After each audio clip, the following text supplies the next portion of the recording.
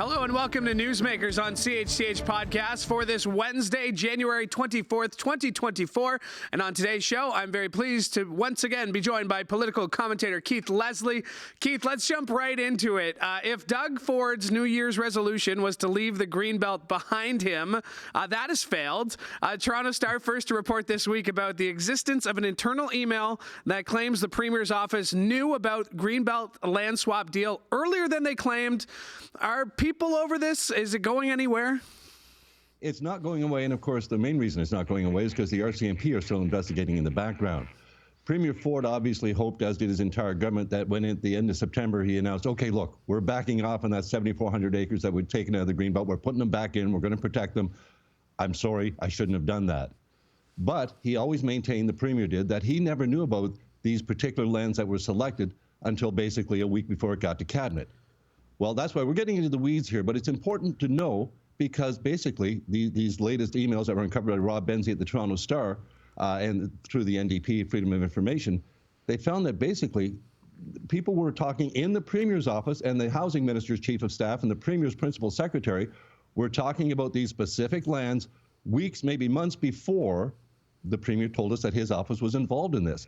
The whole point being that, you know, the government is saying that this former Chief of Staff to the Housing Minister, Brian Amato, who has since resigned from government, that he picked 14 of these 15 lands, and it was all on him, and the government had really no input. And the more and more we hear about this, it appears that the Housing Minister's office and the Premier's office absolutely had not only had input, there was meetings going on behind the scenes. We heard about, you know, a former Principal Secretary of the Premier going to Vegas with some of these developers and some of these other staffers. It's all tied up too much. It still smells to high heaven, quite frankly. So even though the Premier backed down and the lands are back into the Greenbelt, there's still an awful lot of problems with this whole file, including the fact that some of these developers that stood to make like $8.3 billion are fighting back in the government now. They want those lands taken out of the Greenbelt again. So the government can't win for trying on this one because they screwed up badly in the first place. Well, you've mentioned that, and I do want to bring it up because the Trillium has a recent report here that highlights some of those lands. Some are in Grimsby. There's quite a few here in Hamilton.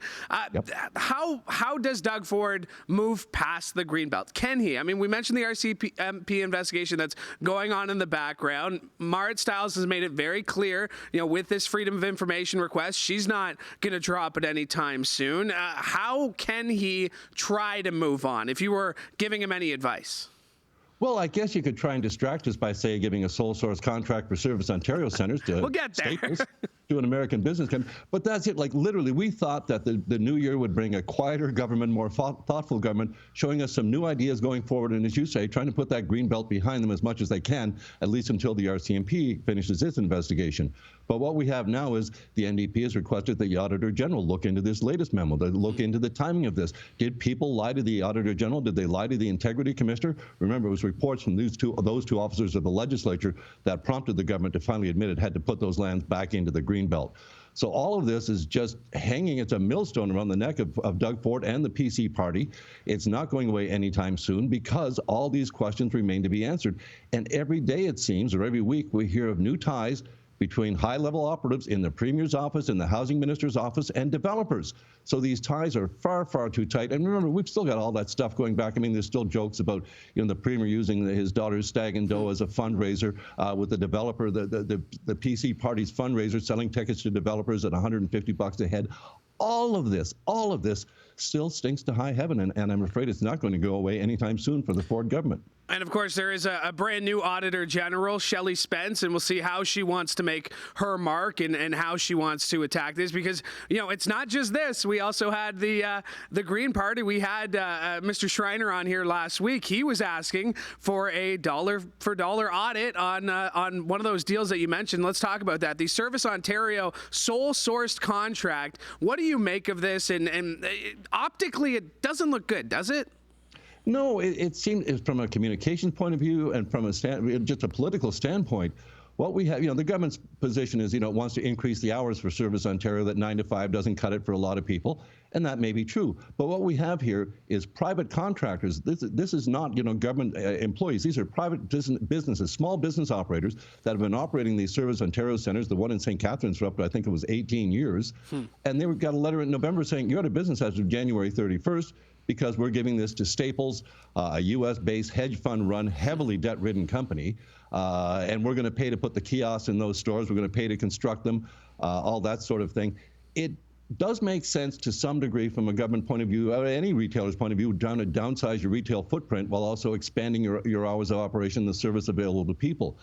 But it's the question of awarding it as a sole source contract. No one else had heard about this. No one had a bid on it. And all of a sudden, Staples is getting 11 of these formerly private-run stores or Service Ontario outlets now going to Staples.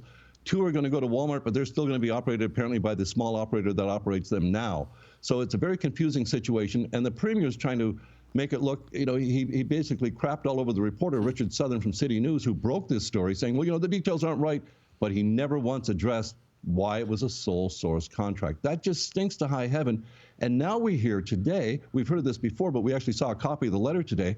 The government sent these operators, please don't talk to the media. Whatever you do, hand them, refer them to our media personnel, and they'll talk to them. So here's what you say to a reporter. Just say, I can't talk to you. We'll have to refer you here, get their name, their address, their deadline, all this sort of stuff. Why would people who are being put out of business by the government agree to a government gag order? And why does the government need to put a gag order on these people about this? They're being put out of business. They're going to talk, and we've already seen some of them are. Yeah, we saw the one in the Welland Tribune last week. They were talking, and yeah, I have the letter here in front of me. It's an appendix, Service Ontario Media Protocol. Step 1, politely decline to answer the reporter's journalist question. Politely. So you got to be polite about it. Yeah, exactly.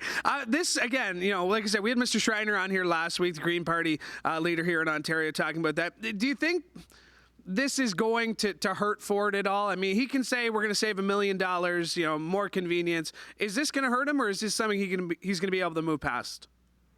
Oh, I think in the long run, he'll be able to move past this. I mean, it's just, as I say, it's the whole idea of this sole source contract. Couldn't Canadian Tire have bid on it? I know they're all individually owned. Couldn't someone else have bid on it? Their rationale, first of all, saving $1 million in government programs, that's pretty small change. That's really small money, $1 million, and they haven't even said over how many years. So it's not that. Expanding the hours, okay. They've got big parking lots at Staples. They said, well, yes, so do quite a few other big box stores. And remember, this government always seems to be favoring the big corporations over the small guy. Remember, during the pandemic, who was allowed to stay open? The big box stores, not the little people, not the small business operators. So again, it doesn't play well to the whole Tory brand. You're putting small business operators out of business to give it to a big American-run company. I don't understand why, and I suspect there's going to be more. This was only 11 of the outlets, and then the 2 others that are going into the Walmart stores.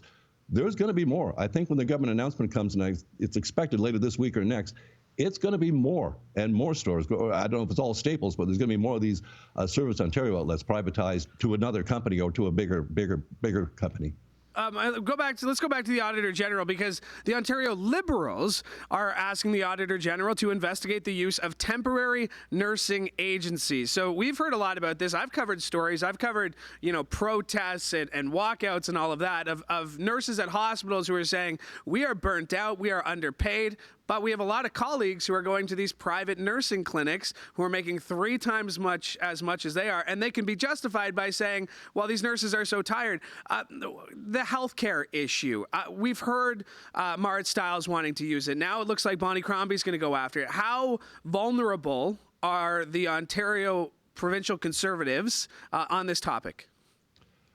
Well, it's such a broad topic. I think a lot of people are very concerned about their privatization efforts. Private surgical clinics are coming in.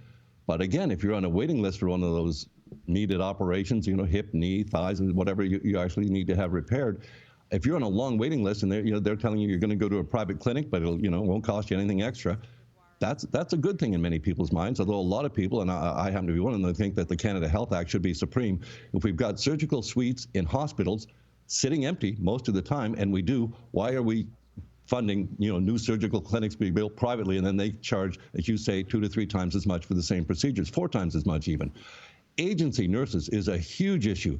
Apparently these companies, which, as you say, charge the hospitals 2 to 3 or even 4 times, up north it's apparently 5 or 6 times what they pay for their own staff nurses. These agency nurses get paid so much more, and apparently they recruit by staying in the hospital parking lots and waiting until these nurses come out after a 12-hour shift exhausted and say, how'd you like a job with, better hours, better pay, no weekends, no overnight, all these sorts of things. you can't blame a nurse for going to the private sector if it's there and it can pay them that much better and give them a better quality of life. The government, it seems to be, is not putting the money it needs to. There's reports that there's like $2 billion short in the healthcare funding. Why is that money not flowing? And is it not flowing? We need to get more nurses hired. Obviously, the agency nurses thing, it's just unaffordable. Hospitals are now borrowing money from the big banks to pay the agency nurses and to pay the wage freeze. Remember the 1% wage freeze that the government imposed? Well, the arbitrators have all awarded, much higher awards for that going back. So now the hospitals are literally having to borrow money from the banks. They're not allowed to run deficits to pay these two things. The government needs to flow much more money through to the healthcare system. That's how we'll get more nurses in the hospital beds. Once we get the hospital beds open and staffed by nurses, then the emergency departments have more room to move people into those beds when they need to. And then we stop having not just hallway healthcare. We've got garage bay, mechanic bay healthcare. I mean, they're literally in the ambulance bays out there stacked up outside because no one can get in to treat them. The government is very, very vulnerable, I think, on the healthcare file. But if we're just seeing profits being taken out and no real benefit to the overall healthcare system, I think that's going to be a huge issue for them. As I say, people on waiting lists for surgeries, they're glad to see them come quickly. But then why are we paying so much more? And why are we not just funding the surgeries to be done in our hospitals when we know the surgical suites are empty? Well, and we've talked a lot about this area, about emergency room closures. Up in Norfolk, Suffolk, they've had a lot of issues where they'd close at 7 p.m. and be closed for a couple of days over Christmas and New Year's. We've had urgent care hours closed in Port Colborne and Fort Erie, just down the road from us here. I think healthcare is going to be one of those topics that we see MPP Styles go after. We see Bonnie Crombie go after as well. And speaking of Bonnie Crombie, I had her on the show last week as well. And, she's in an interesting spot. She's not a sitting MPP, but she's the leader of the Ontario Liberals, and she's tasked with bringing the Liberals back into relevancy. How does she go about doing that, Keith? Well, I think she's well on her way, and it started with, raising $1 million in December. She set out this really ambitious fundraising goal, and she said it. And I'm sorry, but it comes right down to that in the end. You win elections with money. And the Liberals are, of course, they're not in debt anymore. So any money she raises now, they can put towards their campaign war chest. And the Conservatives are, of course, far, far ahead of them in the fundraising game. They're way better positioned financially.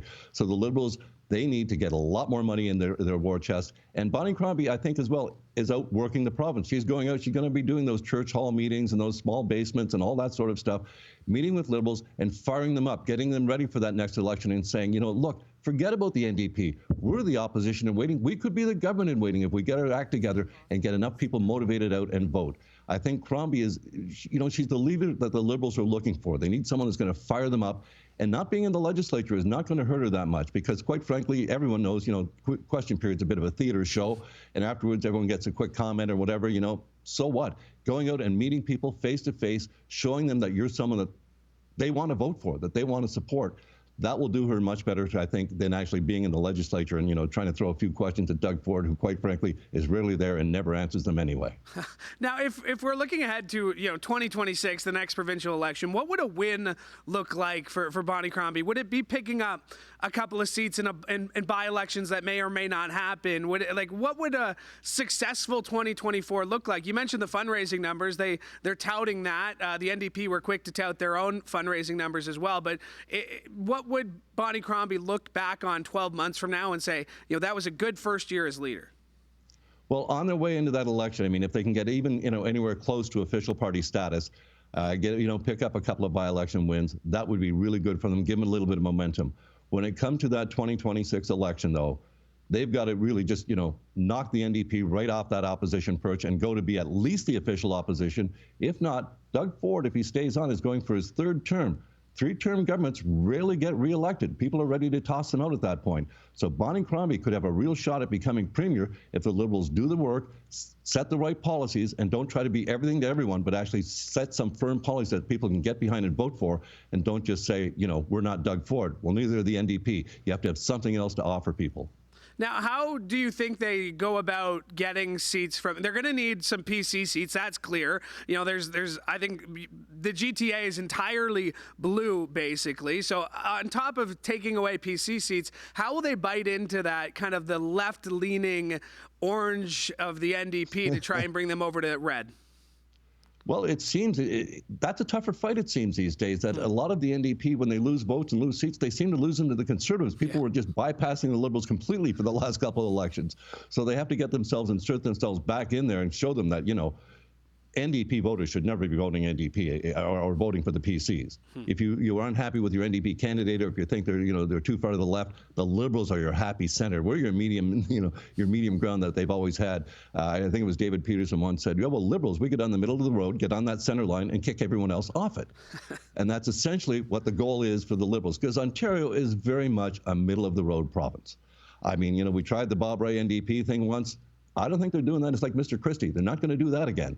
So they're going to, I think it's between the Liberals and the Conservatives for the next election in 2026, if Crombie can develop the momentum between now and the election date.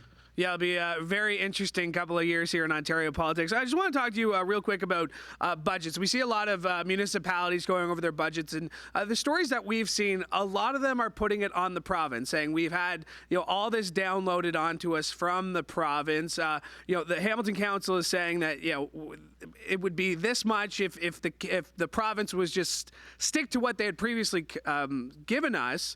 Is it time for these upper tier governments, whether it's provincial or federal, to be bailing out, maybe that's not the right term, but bailing out municipalities at this point where we see property taxes of 8%, 9%, 10%? Well, I think the other municipalities in Ontario, the 444 that aren't Toronto, absolutely are looking for the same sort of deal Toronto got. And the municipalities are creatures of the province, not the federal government. So they should get help from the feds when it comes to immigration issues and people coming in, homeless, we can't shelter them, that sort of thing. But most of these issues are provincial issues. Doug Ford and the PCs need to strike a better deal with municipalities and get them right. A lot of it is, those lost development fees from that crazy housing plan that they've set themselves back almost 2 years at this point. The municipalities need those monies. They need the funds up front, and they can't afford to do anything at this point. And trying to offer voters 8 and 10% tax increases is just a recipe to get your bum kicked out of office in the next election. People can't tolerate that. Food prices, gasoline, everything is so high. I know StatsCan says it's coming down. The Bank of Canada hold it. It's still really, really ridiculously high cost of living for most people. So the government has to address that and address it somehow squarely on. Just nibbling around the edges isn't going to do it. Well, because they're asking, province is asking municipalities, these big city mayor powers, you make the budget. If you're the mayor, you can override things, you can veto things. They're asking, build more houses. It's been a long time since we've heard 1.5 million homes from Premier Doug Ford. How does he get back on track with that messaging? We talked about putting the Greenbelt behind him, but his messaging has been 1.5 million homes for the last 12 months, it seems. How does he get back to that messaging? And more importantly, how does he plan on getting these houses built, do you think? Well, he needs to give the municipalities, and they've made this point to him, and I think it's finally sinking in with the provincial government, that they don't control the housing starts. The developers do. So they can't meet those targets to get that special fund he set up. If you meet 80% of your housing target fund, we'll give you a bunch of money. Some municipalities qualified. Most did not. So the province is rethinking that whole program. No, they have to get that money out to municipalities without making them jump through hoops for it, because they aren't in control of when developers put the shovels in the ground. They may approve the permits, but that doesn't mean the development's going to start next week, next month, or even next year in many cases. So the government, how it's going to get its housing targets back on track, we already knew it was way ambitious. They're basically trying to build twice as many homes every year for the next 10 years than we've ever built in 1 year. And in the first year and a half, they're way behind the eight ball. They're way behind targets because of their own ineptitude on their whole housing program, the Greenbelt. All of that just set everything so far back.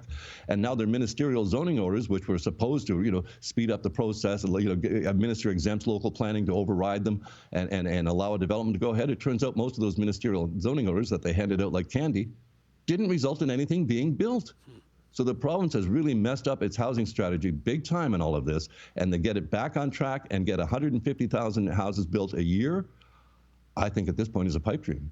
Well, I think, we've had a lot of announcements locally about the Housing Accelerator Fund from the federal government. Mm-hmm. How much do you think the Ford government in the next year or year and a bit will use the unpopularity of the federal Liberals in building themselves up or blaming their problems on Justin Trudeau? Do you get the sense that that could be a working strategy for the Conservatives, considering just how unpopular Justin Trudeau is right now? Oh, they're going to try it for sure, and they're going to blame the Bank of Canada's high interest rates and the federal Liberal government, as you say. But you know what's making some interesting developments for the federal government is Housing Minister Sean Fraser making these one-off deals with each municipality. Those are direct money to the municipalities for housing, something Doug Ford is not doing. So you're seeing a lot of municipalities actually jumping on board with the Fed, saying thank you. So while I still think they're doomed in the next federal election, they are making some great inroads on this really difficult file of housing. So if they can do that, why can't the Ford government do that? That's going to be the question most people are asking. But of course, absolutely, Doug Ford and the PCs are going to campaign hard against Trudeau and the Liberals, as both the Liberals and Trudeau did against Doug Ford. They'll do it again with each other. And then afterwards, if they have to play nice and do government agreements, they will do that too. We'll see. It should be an interesting 12 months, 24 months, 36 months. Keith, really appreciate your insights as always. Thanks for doing this. Oh, thanks for having me. I appreciate it. Absolutely. That is Keith Leslie, political commentator. My thanks to him for making the time today, and my thanks to you as well for joining us here on Newsmakers on CHCH Podcast. And remember, you can like and subscribe to Newsmakers and CHCH Podcast wherever you find your favorite podcasts, whether it's Spotify, Apple Podcasts, or on YouTube, or you can go to chch.com/podcast. And by the way, special shout out to Bubba O'Neill, who launched his brand new Sportsline podcast, and that is also available wherever you find your favorite podcasts. My thanks to Mike Corson for directing today's show, and my thanks to you as well for joining us. From all of us here at CHCH, I'm Louie Butko. Have a great day.